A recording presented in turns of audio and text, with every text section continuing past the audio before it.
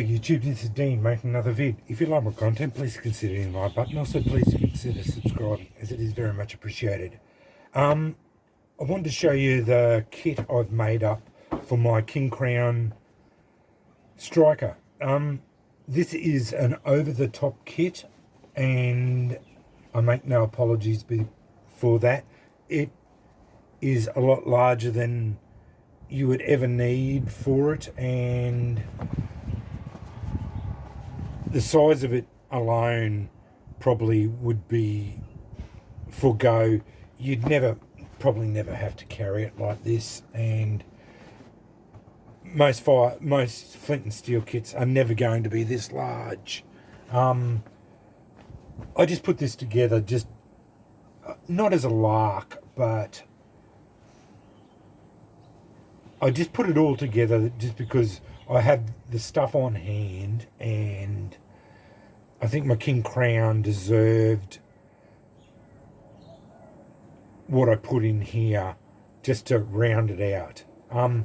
It's nothing extraordinary in it, and while it is extensive, it would allow you to make many fires. There's a lot of stuff in it that would allow you to do that. But I didn't add a lot of like, I could have put a lot more jute in it and that sort of thing. Well, anyway, I like these canvas haversacks. I was going to get an oilskin. I've got oilskin. I was going to make up an oilskin pouch for it, or I was going to actually buy a leather possible pouch. The problem is with the leather possible pouches, they run about $200 by the time you buy them, and yeah, I just couldn't justify the money for them at the moment. Yeah, and these canvas haversacks are great. I like them.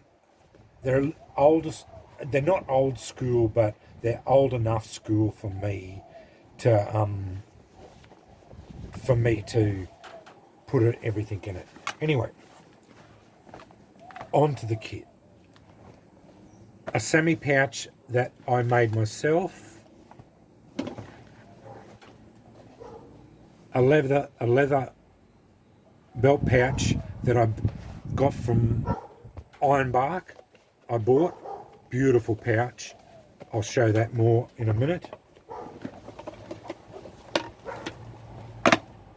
A couple of tins and fat wood. That's the whole thing. The fat wood is just, it's all double wrapped up. It's just a heap of fat wood cores, and then fat wood shavings and fat wood matches, all in there. So all good stuff, ready to go, all sealed up, double sealed up so that it won't lose potency. Probably a little bit overkill on how much fat wood I put in there, but I was determined to make sure I had enough fat wood on hand to be able to light plenty of fires and have enough there ready to go. As I said, I also actually triple bagged all of it, just so that it wouldn't lose potency over time. I'll put it back in and I'll wrap it up.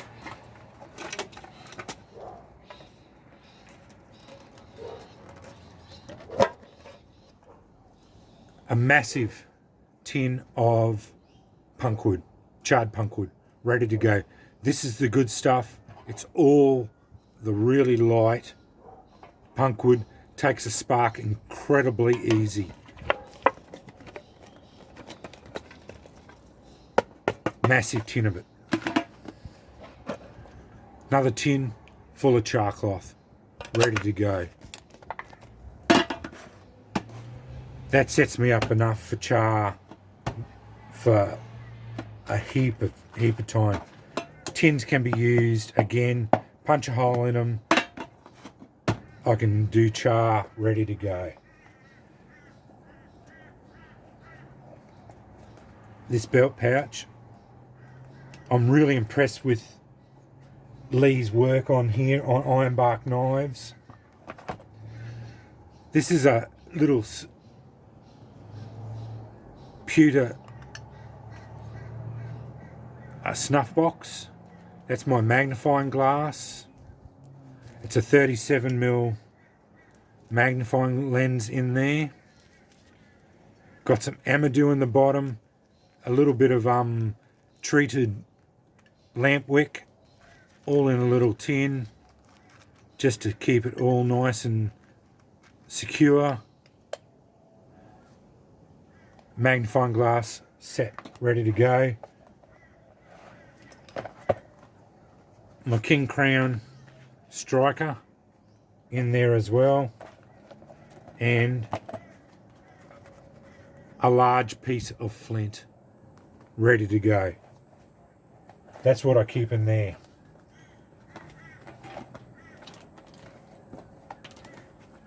Then onto my semi pouch.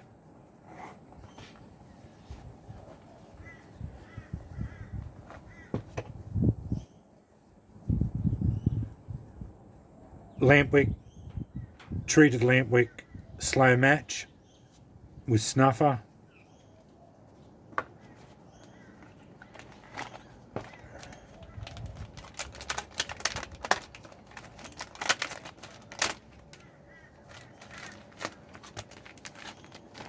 Whole sheet of amadou. White punk fungus,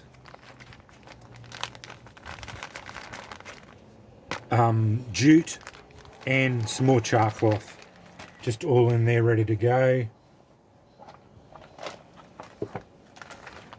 Whole bag of flints, all various sizes. They were all the ones that Andy sent me for this. I went a bit overboard with the flints. With this kit, I didn't want to be fooling around with blunt flints. I've got one large piece of flint, and these are all the smaller pieces. So I've got one large thing of flint in there, and then another tin just to make char in it, and then I've got all my slow matches in there as well. I also put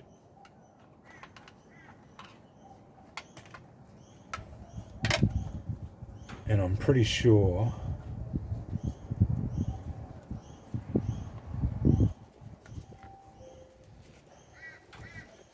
yeah, I did.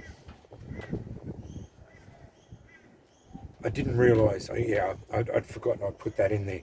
That's a 50mm lens as well. So I actually doubled up on the lenses. I'm going to have to, I'll probably replace that lens because I put that lens kit in there, in with the kit. So I might put that 50mm lens somewhere else, because I don't need it when I've got this one in there as well. So yeah, I didn't realize, I'd tell you the truth, I'd forgotten I'd put it in there, and I just noticed it in there when I was going through it. But as I said, it's this is, I did go overboard with this kit.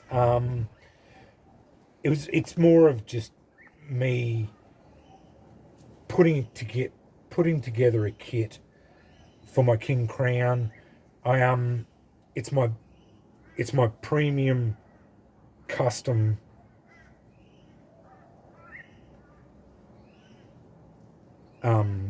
striker, and I wanted a kit that was completely ready to go. Like I didn't want to, I wanted the kit to be extensive. I wanted it to be, I don't think that would fit in there. Oh, it might do. Might not have to put, don't worry about putting any of those. Although it is a little bit overkill with all those slow matches in there. Yeah, that'll fit in there. That'll fit in there.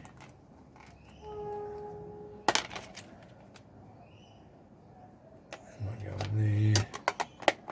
That looks like a perfect solution. Don't need to worry about. Honestly, don't think you could have too many slow matches in a kit, because honestly, they are such a good product. But yeah, yeah, a lot of redundancy, a lot of probably too much of everything, but that's all well and good. I don't mind doubling up on things. I don't mind having lots of extra bits in there either. You know, like just doubling up is fine, because you honestly could run out of things, and especially with the flints and that sort of thing, you can't find a lot of that sort of stuff here in Australia. It's as simple as that.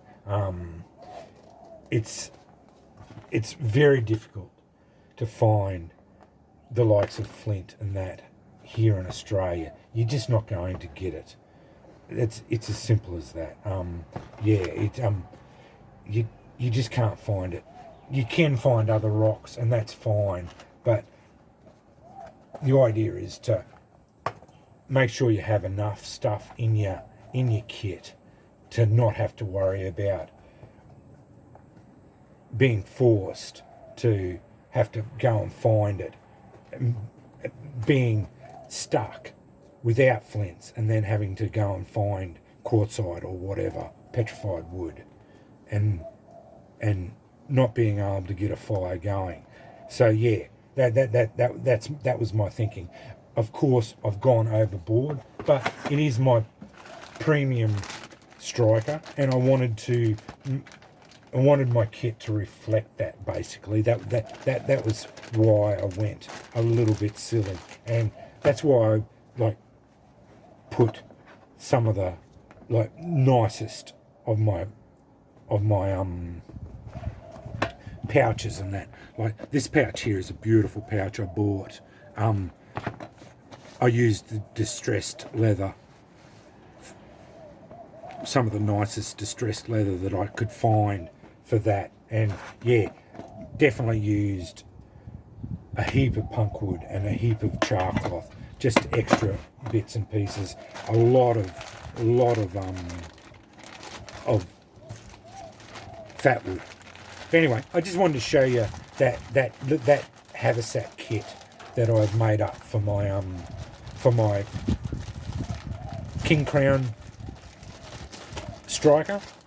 That's all there. I usually keep the King Crown out of there, because I like to be able to use it, rotate it through. The rest of it obviously stays in the kit, and I rotate and keep the crown out. But other than that, I definitely go through and use as much of the kit as I can.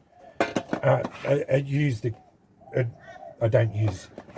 try not to use, like, I'll redo the char cloth. I don't use the punk wood because I have trouble replacing it. But yeah, but the fat wood and that should stay really good in here, and yeah, all the other stuff is pretty well can stay in the kit as much as possible. Anyway, that's my haversack kit for my King Crown, custom King Crown. Anyway, thanks for watching.